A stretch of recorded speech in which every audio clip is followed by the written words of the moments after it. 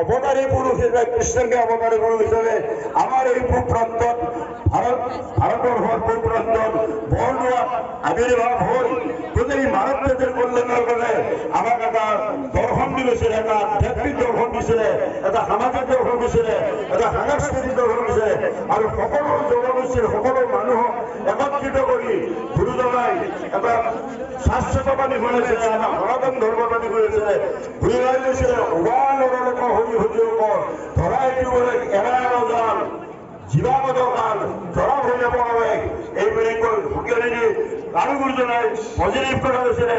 একক কৃষ্ণদেৱ কৰিব হেব ধৰি বাহানা নাম কৃষ্ণ দাস হইয়া প্ৰসাদে শুঞ্জিয়া হস্তে কৰা নাম নানকাম। ঈশ্বৰৰ কৰ্মবিলাক কি? ঈশ্বৰৰ কৰ্ম হ'ল আপুনি নিজৰ মংগলৰ কাৰণে, পৰিয়ালৰ মংগলৰ কাৰণে, সমাজৰ মংগলৰ কাৰণে, জাতিৰ মংগলৰ কাৰণে, দেশৰ মংগলৰ কাৰণে, ৰাষ্ট্ৰৰ মংগলৰ কাৰণে, সৰু মানৱ জাতিৰ মংগলৰ কাৰণে যিটো কাম কৰিব এইবিলাকে স্বীকৃতি হয়, এইবিলাকে ঈশ্বৰৰ কৰ্ম হয়। তাহাৰৰ যে ধৰিও তাহাৰৰ নাম কৃষ্ণদাস হোৱা প্ৰসাদ যে হস্তে কৰা তাহানক আমাৰ ঈশ্বৰৰ কৰ্ম এইবিলাকে।